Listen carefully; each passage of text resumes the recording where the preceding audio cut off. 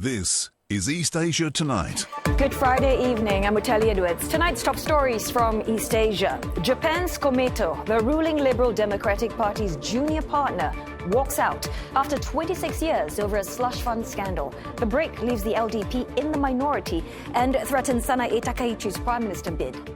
And North Korea's Kim Jong-un met China's Premier Lee Chang, hailing their friendly and cooperative ties as Pyongyang celebrates the 80th anniversary of the ruling Workers' Party. Now, China hits back at Taiwan's double 10-day speech, calling moves towards independence the biggest threat to peace. Taiwanese President William Lai has also unveiled his bold T-Dome defense plan and special budget. Now, China intensifies enforcement of its import restrictions on U.S. chips as it sharpens its focus on promoting homegrown semiconductor production. And the Israel-Hamas ceasefire comes into effect in Gaza, with the IDF pulling back and hostage prisoner exchange set to happen in the coming days.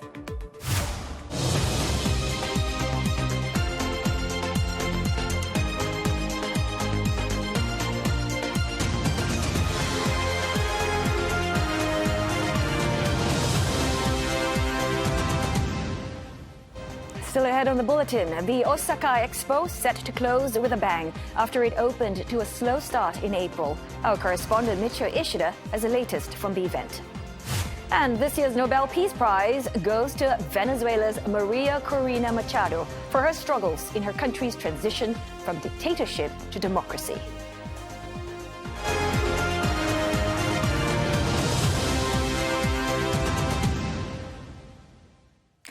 A major political setback for Japan's Liberal Democratic Party and their new leader, Sanae Takaichi, after junior coalition partner Komeito Party announced their decision to leave the ruling alliance over a slush fund scandal. Now, a possible rupture to the 26-year partnership is casting uncertainty over the LDP's ability to lead. Estimates by Nikkei Asia show that the LDP could lose 20% of single-member seats without Komeito's support. Komeito's decision also raises questions over whether Ms. Takaichi, who took over as party chief just days ago, could become the country's first female prime minister in a vote next week. And for more, we are joined now by CNA senior correspondent Michio Ishida, live from Osaka. Mitch, how did this abrupt, the so-called breakup come about? Was it even expected? Well, Oteli, actually, Mr. Tetsuo Saito, leader of the new Komeito, was expressing his concern during LDP's presidential election about the choice of its new leader. But it was surprising he actually decided to dissolve the coalition. Now, since the coalition was formed in 1999, Komeito won the cabinet post, its Minister of Infrastructure, Land and Transport, and Mr. Saito has long served that post. Komeito had a say in LDP's policies, preventing it from being too hawkish, let's say. And Komeito is backed by a Buddhist sect. So Komeito was, in fact, benefiting. However, in recent key elections, Komeito has been losing seats. Komeito cooperated with the LDP in many constituencies. And Mr. Saito said in his news conference, the party's supporters were unhappy with the LDP's handling of political fund scandal, so the loss of seats. And just in August, lawmaker Koichi Hagyuda's secretary faced a so-called summary indictment. Mr. Hagyuda was suspended from key posts after his involvement in mishandling of political funds came to light. But Ms. Takaichi appointed him the party's new acting secretary general. Mr. Saito demanded LDP President Takaichi to step up restrictions on donations from companies and take stricter measures against unreported funds. Ms. Takaichi told reporters, yes, Mr. Saito made his demand and pushed her to respond immediately. She said she couldn't, as she had to consult her party members. She cannot be a party dictator. Then she said, Mr. Saito gave her no chance, and it was a one-sided breakup. Now, there are signs opposition parties are starting to take this breakup at their advantage. For instance, Constitutional Democratic Party, which is the biggest opposition party, came out to say they are considering approaching Komeito as there are common policies they can work on together. And Mr. Saito of Komeito said, With the Democratic Party for the People, they can work on tightening the handling of political funds. Now, Ms. Takaichi's party presidency is facing a tough start. All right, many thanks for that report. CNE senior correspondent Michio Ishida live from Osaka. And we're going to be catching up again with Michio to talk about the Osaka Expo, but that's going to be happening later in the bulletin. Well, we're going to be digging deeper into this latest revelation. So we're now joined by Tomohiko Taniguchi, specially appointed professor at the University of Tsukuba and a special advisor to the Fujitsu Future Studies Center. Well, thanks for joining us, Dr. Taniguchi. So let's just start with the vote math first. It's a one-sided breakup, is what Michio has said. With Komeito walking away and this prime minister confirmation due this month, what is it going to take for Takaichi to try and garner the votes? Komeito leaders made it certain that they're not joining forces with other opposition parties to name someone else than their own leader when choosing the next prime minister. So the opposition parties are still divided. Chances are that Ms. Takaichi will end up gaining the biggest number of votes from the parliamentarians, becoming prime minister. But it's going to be very much a close call for sure. And the abruptness and the suddenness must have been pretty much a surprise for the LDP leaders. So it's going to be, it might probably be a close call, as you have mentioned. But let's just say that, okay, she can't govern this alone. Deal's probably going to decide the agenda. So if the LDP, they must woo these other new partners, what are some of the policies, or rather the key policies that is on the bargaining table, and what concessions you think are non-starters? During the campaign period, selecting the LDP's new leader, each one of the contenders, including Ms. Takaichi herself, mentioned repeatedly that it's going to be the bread and butter issue and home affairs issue that the new government is going to tackle head on during the next parliamentary sessions, beginning from October and another beginning from January. So those are the areas where consensus can be struck easier, more easily than other issues. And by so doing, the new government under Ms. Takaichi must win trust and confidence from the other members of the parliament and also from the wider public that this government could possibly deliver. There are hardline issues ranging from constitutional amendment and so on, but I don't think it's going to be the issue that Takaichi administration will tackle head on. So beyond Tokyo, allies are watching every move. How do you think Washington and regional partners are reading into this instability right now? Obviously, Washington and White House in particular is looking keenly at the political development in Tokyo. Donald Trump, naturally, I would say, may like someone like Takaichi, but he likes more than anyone else someone who's got political power, who is strong, and who is able to deliver things. So, although I would imagine Trump is getting prepared to welcome Takaichi, he also may be very much cautious in actually looking at Takaichi to see who Takaichi is like. So complicating everything, it seems that that funding scandal isn't going away. Komeito actually cited inadequate answers on that particular scandal. Do you foresee perhaps more revelations surfacing in the days to come? And could they topple Ms. Takaichi before she even secures a majority? On that point, I think it is highly unlikely. The National Prosecutor's Office has dealt with this issue for some time and come out with no tangible, punishable results, except for one single individual who is at the center of the financial record bookkeeping. So I wouldn't imagine that would be the case. And curiously, within the government, within the coalition, Komeito has had an ample opportunity to raise this issue. And they said today that they did so a number of times with both Kishida and Ishiba administrations. But at this juncture that the government is now changing, they pushed hard to test the willingness of the LDP under Takaichi to go along more firmly with the Komeito. I don't think this was started. This was really a non-starter, because Takaichi maintains that the funding scandal has been long over. After all, prosecutors quit advancing, and there have been 2 elections, nationwide elections, that have actually selected who deserves the seat in the parliament. So there has been a I don't think there's been, I think there's been a miscalculation also on the part of the LDP that this movement as a slow motion movement, in the end, this was very much an abrupt turn of events. I can see Ms. Takaichi, she's probably scrambling now to lock down her priorities. So what do you think her first, say, 72-hour priorities would be? You know, because you've mentioned that she can't afford to make any more missteps, right?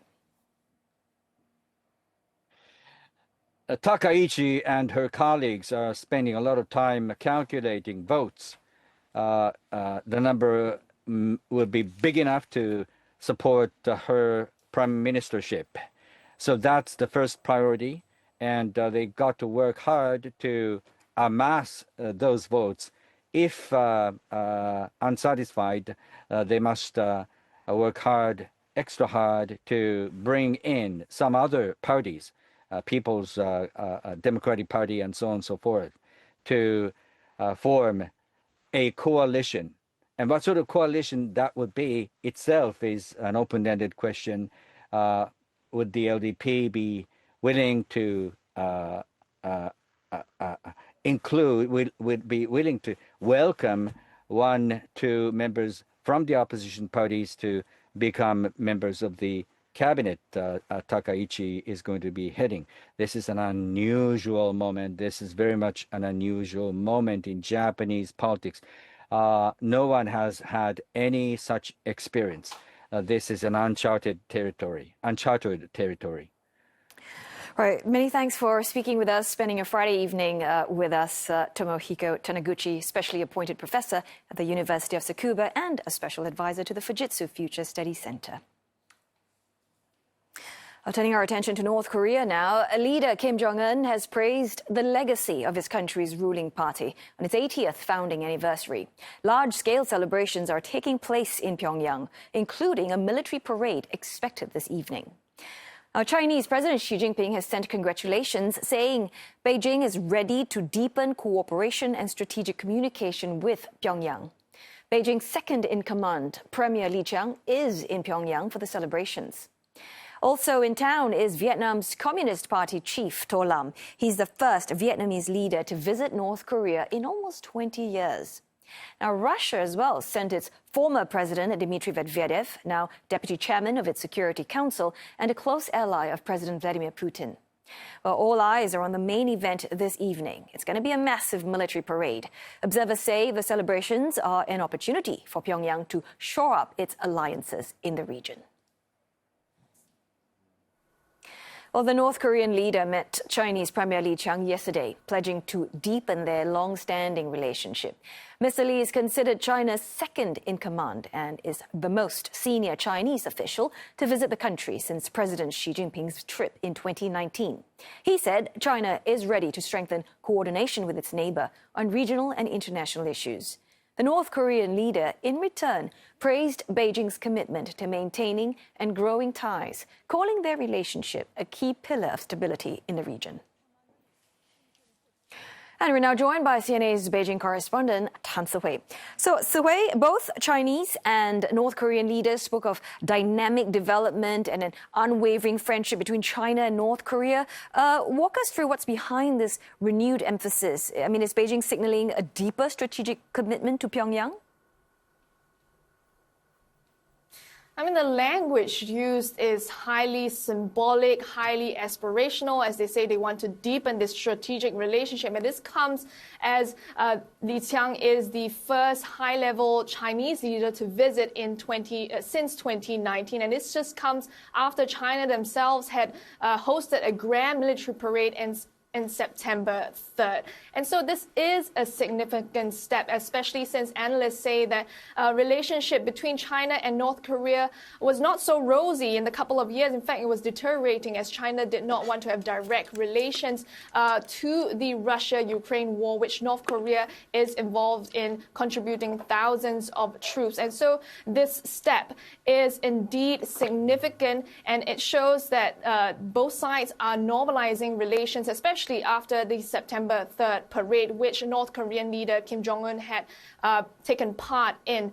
And also, analysts are saying that North Korea wants to continue economic development and assistance from China. After all, Beijing is the top trading partner for Pyongyang in the last 2 decades. But at the same time, analysts are saying that they are not going to disregard economic sanctions against North Korea. But this alignment, China and North Korea, it brings to question about security landscape in Asia and for the rest of the world. After all, South Korea had expressed hopes that this alignment could bring about more safety and peace and security in the Korean Peninsula, possibly denuclearization. But analysts are saying it's quite unlikely, especially since China has not mentioned denuclearization since 2022. Now, there are high hopes for the Asia-Pacific economic cooperation that will happen in South Korea at the end of this month. But again, analysts are really pessimistic. They say they don't even know how long U.S. President Donald Trump will stay in South Korea. He could only prioritize meeting Chinese President Xi Jinping as well as South Korean President Lee Jae-myung and only stay a couple of days. Well, the military parade that could be happening now or anytime soon, I imagine it's going to be a really massive, grand one. Tell us, what can we expect?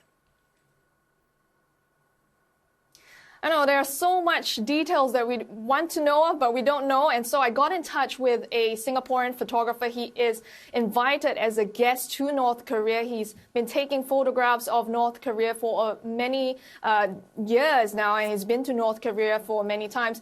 And I spoke to him and I asked him what time is the military parade is going to happen, and he says that he does not know, and that's how it operates in North Korea. He has attended some performances yesterday on Thursday as they commemorate the celebration of the 80th anniversary of the Workers' Party, the ruling party of North Korea. He had landed on 7 October, but this morning, I had kind of lost touch with him because there hasn't been enough Wi-Fi in North Korea. There only is Wi-Fi at the hotel. But reports have suggested that North Korea is likely to show off their latest military hardware and equipment at a nighttime parade. I spoke with one analyst, and here's what he has to say about what to expect. The main attraction of the parade will be the solid fuel Hwasong-20 intercontinental ballistic missile, ICBM, that can hit, apparently can hit the mainland of North America from Pyongyang. We can also see from intelligence and media reports that thousands, tens of thousands of civilians are mobilized for the mega parade, with a lot of movements of military vehicles, equipment. So it's quite likely to be a very large-scale mega parade in place by officials of North Korea. So what does North Korea want to show to the rest of the world? I asked an analyst, and he said that Actually, Hwasong 19 was supposed to be the last military advancement for that particular equipment, but here we are. We might be expecting Hwasong 20, and they're saying that it could be a political message to the U.S., saying that if you do not stop your threats, we're going to continue advancing our weaponry. And also, there are some analysts who wonder whether the fact that Vietnam's top leaders, as well as Laos' top leaders, attending the event would show that there is greater diplomatic presence by North Korea. But analysts are again saying that this could be a political symbolism. There could not be real cooperation between countries. In a speech on Thursday, North Korean leader Kim Jong-un, he had said and declared that the country's global standing was rising by the day, declaring that the ruling party has not made a single mistake and error in its 80-year history. All right, quite a few hardware we will be looking out for that parade. Thanks so very much, CNA's correspondent Han Si-hui, live from Beijing. Well, time now for a short break, but coming up on East Asia tonight, China to hit U.S. ships with the new port fees, calling it a reciprocal response to upcoming U.S. charges. Plus, SoftBank reportedly in talks to raise $5 billion from global banks to ramp up its investment in OpenAI.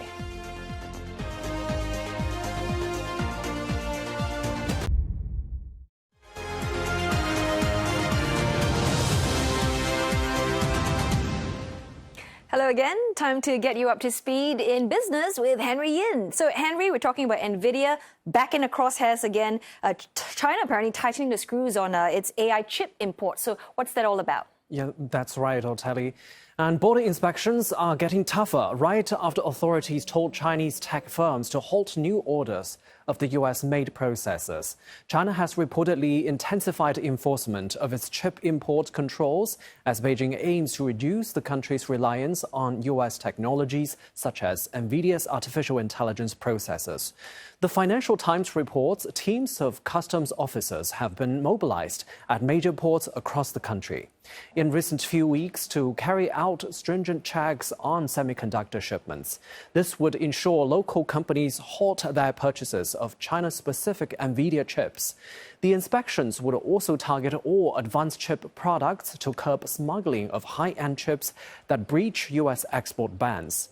The move marks Beijing's determination to push its local tech companies to help the country win the AI race against the U.S. It would allow enterprises to catch up in product performance and manufacturing capacity. In mid-September, Chinese regulators instructed instead major tech firms such as ByteDance and Alibaba to halt orders and testing of NVIDIA products. China is hitting back in its escalating maritime spat with the U.S., announcing new port fees on American ships in direct retaliation for similar charges rolled out by Washington. China's Transport Ministry says that starting October the 14th, any vessel built, owned, operated, or flagged by U.S. companies or individuals will have to pay an extra 400 yuan, or about $56 per net tonnage per voyage when docking at Chinese ports. Washington is also set to start charging its own port fees on Chinese ships on the same day. Under the U.S. plan, Chinese ships will be charged $80 per net ton at their first port of call in American waters. The move is part of Washington's wider push to revive its fading shipbuilding industry and curb China's dominance in the sector, both commercially and militarily. China shipyards rolled out more than 1,000 commercial vessels last year alone, the U.S. fewer than 10. Analysts say Beijing's measures may pack less of a punch because the U.S. simply has far fewer ships on global waters compared to China's vast fleets, whereas Washington's move has upended global shipping. While many firms have found ways around U.S. fees, but Chinese ship giant COSCO still faces billions in extra costs to serve the U.S. market. Investors anticipate the U.S. government to increase efforts to build local supply chains and reduce reliance on China. Washington is also expected to directly invest in more rare earths companies after taking stakes in several firms. China yesterday announced plans to add 5 more rare earth elements and related materials to its export control list on national security grounds. The minerals are used in nuclear, defense, medicine, and fiber optic sectors.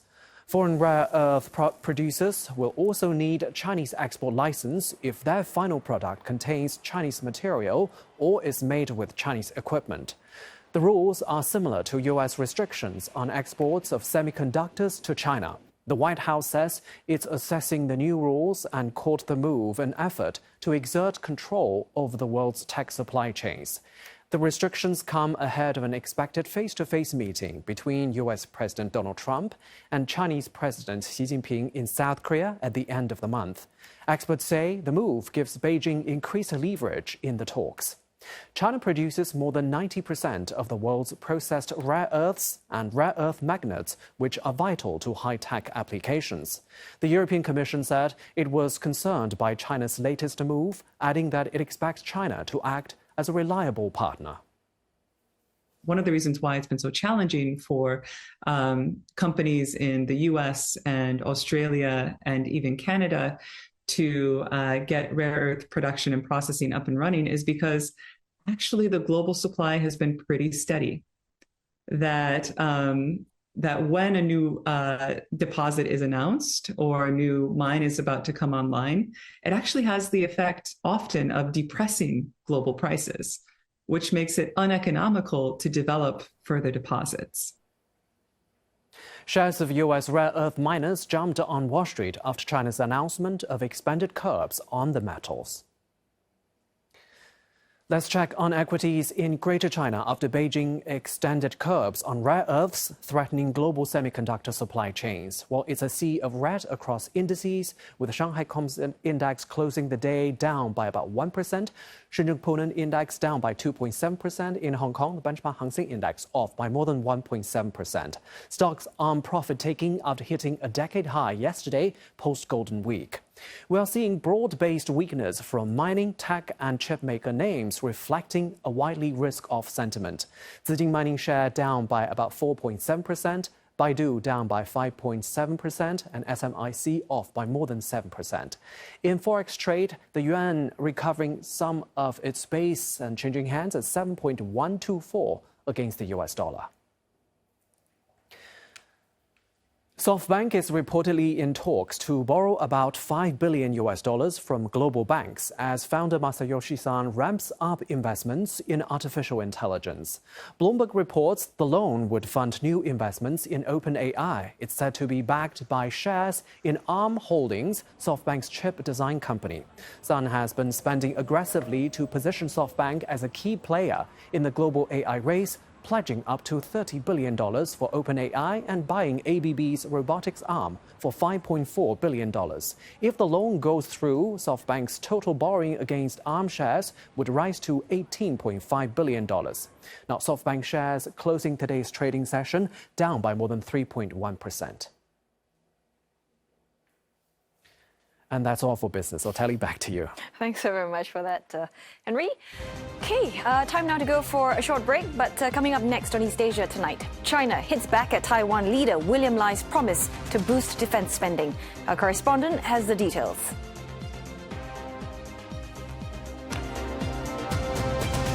Partners.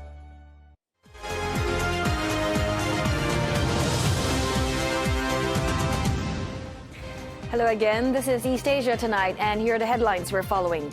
North Korea's Kim Jong-un says that his ruling party has not made a single mistake in its 80-year history, as Pyongyang gears up for anniversary celebrations tonight. The Taiwan president announces a T-dome defense plan to counter enemy threats, and China promptly hits back with a warning on threats to peace.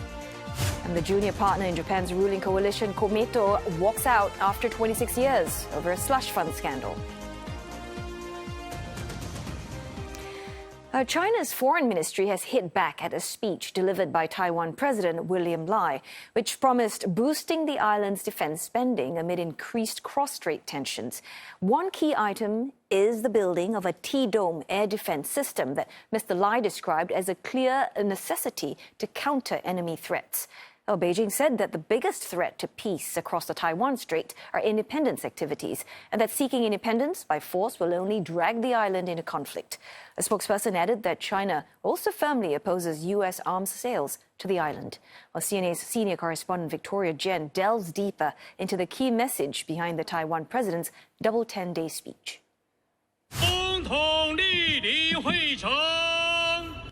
Taiwan President William Lai marked Double 10 Day with a bold pledge to maintain peace through strength.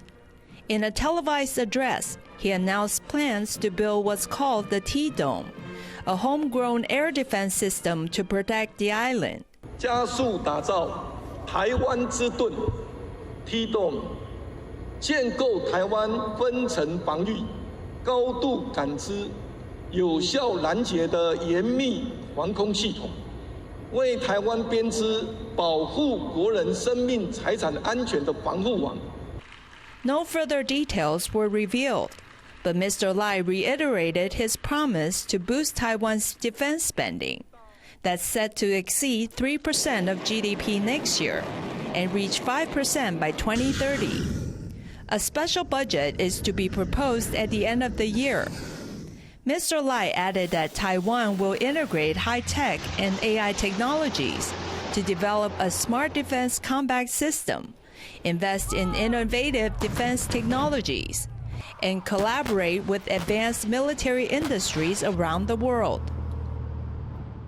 透过在地研发、设计、生产制造，深化本土供应链，台湾可以加速产业升级，强化军备韧性，提升国防工业能量，进而成为有盟信赖的安全合作伙伴。 Mr. Lai's speech also carried a warning, calling on China to renounce the use of force to change the status quo in the Taiwan Strait. China has ramped up military activities near the island and has labeled Mr. Lai as a separatist. Analysts say this latest speech likely to further escalate tensions. 所以我觉得在这个演说里面，他并没有缓解两岸关系，而且呢，他也没有给台湾民众明确的点出，在他的主政之下，两岸关系的愿景会是什么。就像我讲的，他一直强调就是两岸要对抗、对抗、对抗，特别是军事的对抗。那这样子恶性循环下去的话，我觉得两岸关系我们没有一点乐观的本钱。Mr. Lai says strength is not only obtained through the military, but the overall resilience of the society. Other parts of his speech focused on plans to keep Taiwan's economy competitive, vowing to support the technology industry that drives its growth, from semiconductors to AI and advanced manufacturing.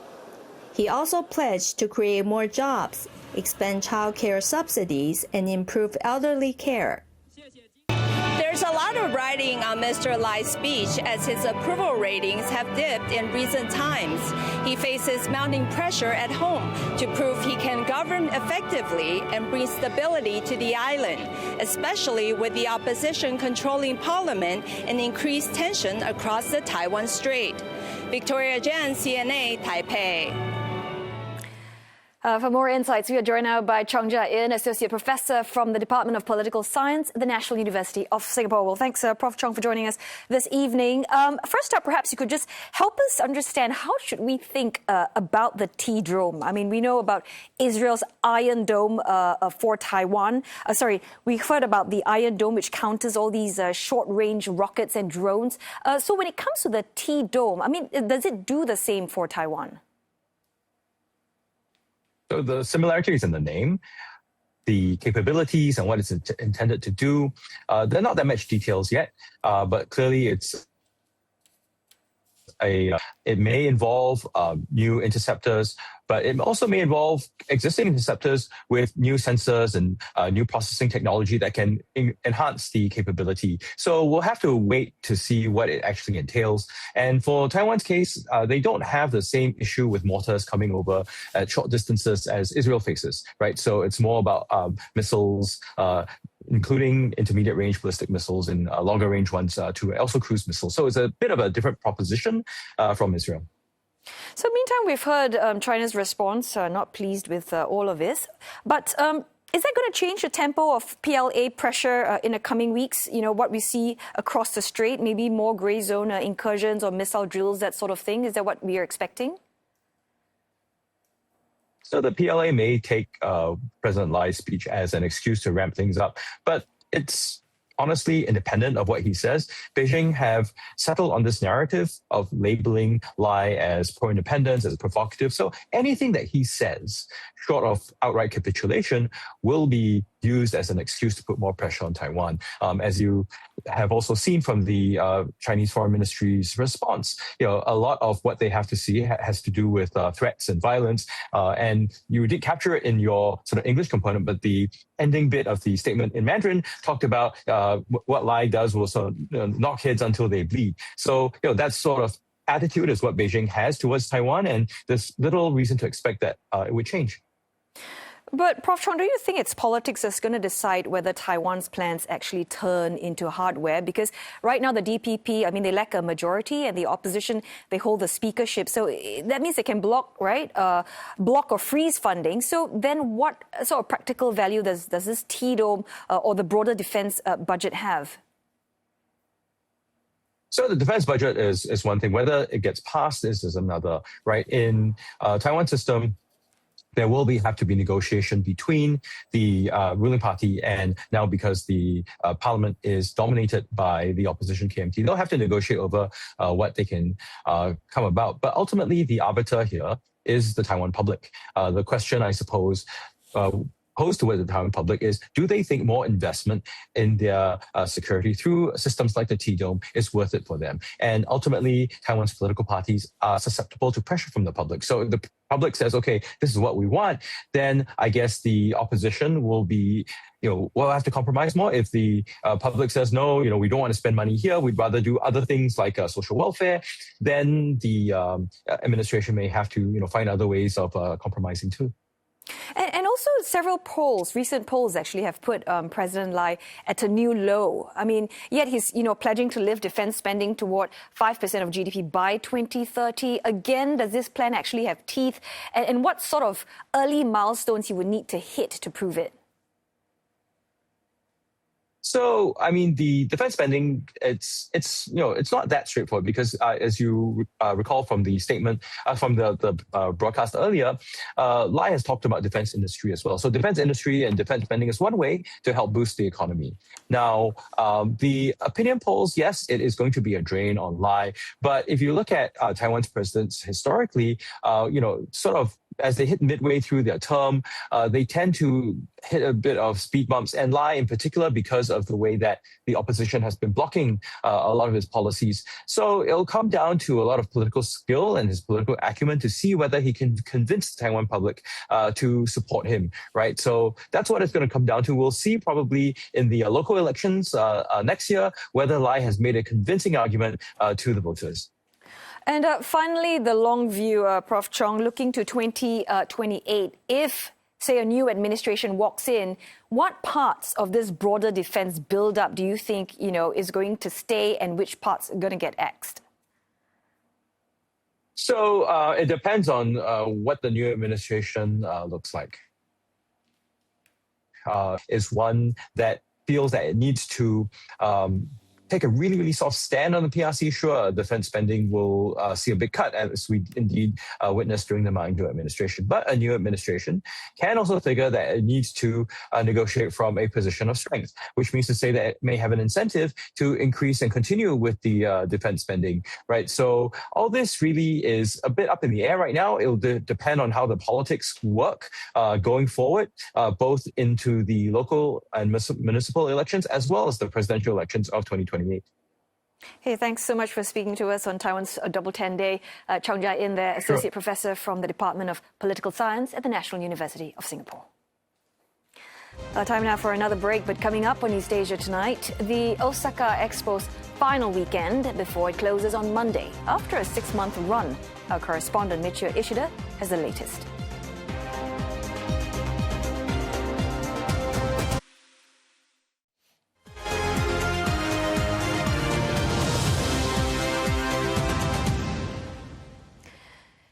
Israeli Prime Minister Benjamin Netanyahu earlier this hour said that his country's forces will remain in Gaza to pressure militant group Hamas until it disarms.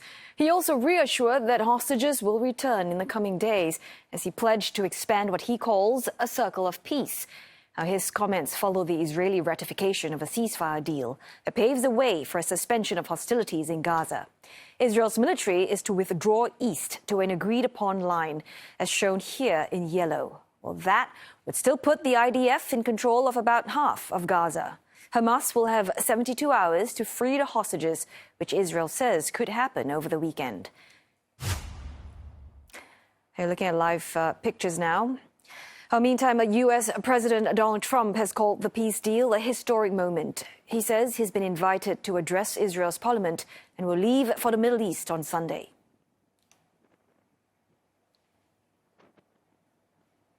Well, the deal will also allow fleets of trucks carrying food and medical aid into Gaza. The United Nations says it's, quote, ready to roll. It has a plan to deliver vital humanitarian aid to the enclave over the first 60 days of the truce. We will aim to increase the pipeline of supplies to hundreds of trucks every day. Food, we will scale up the provision of food across Gaza to reach 2.1 million people who need food aid and around 500,000 people who need nutrition. Famine must be reverted in areas where it has taken hold and prevented in others.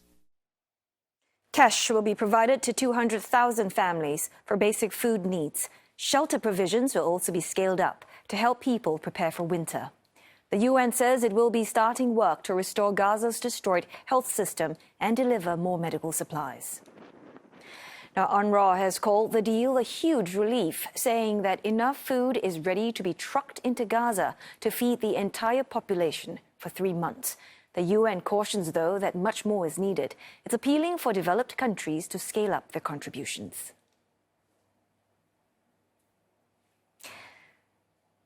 Now, this year's Nobel Peace Prize winner has been revealed, and it is not Donald Trump.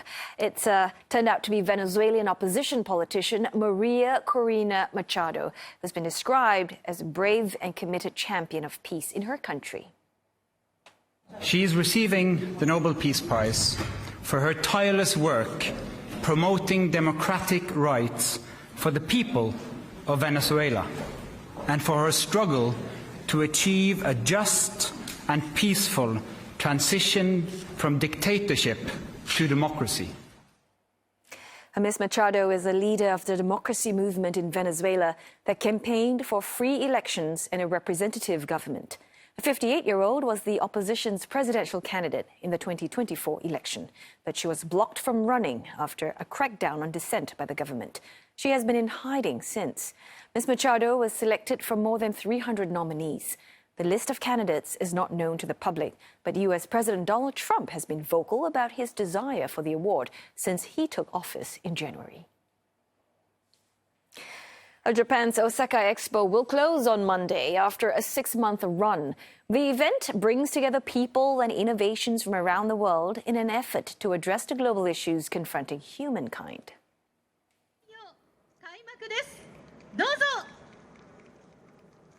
And the event opened in mid-April with a ribbon-cutting ceremony. Tickets were slow before the launch, but gradually increased. It's the second time Osaka is hosting the Expo after its first in 1970.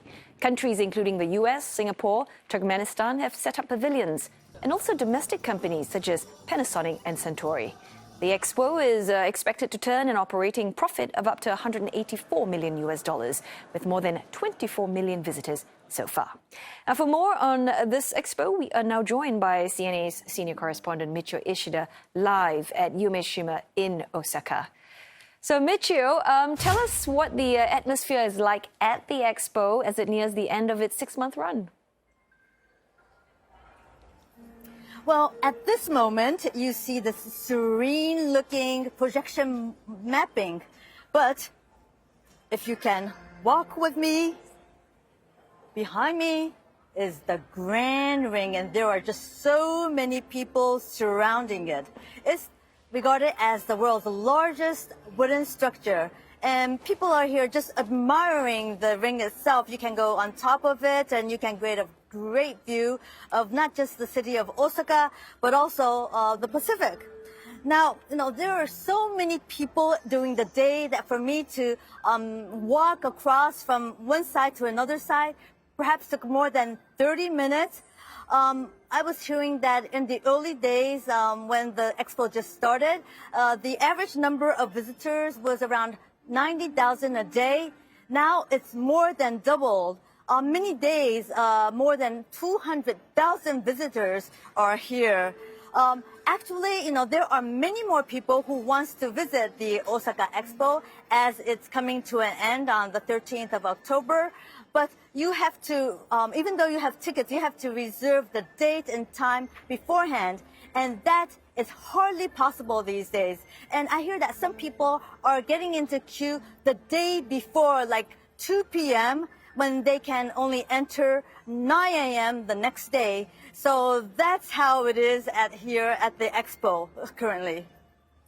Well, sounds like, it has been really popular. And there they were talking about hoping that this Osaka Expo would bring about economic benefits to the city. And clearly it has. It raked in nearly 190 million as what we have reported. So it looks like it's doing well.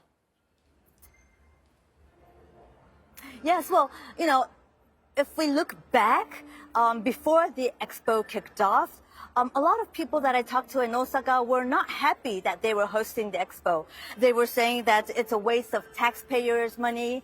Actually, to finance this expo, 1/3 is paid by the Japanese central government, 1/3 by Osaka, and 1/3 by private sectors. But a lot of people thought that, it's not going to make much money.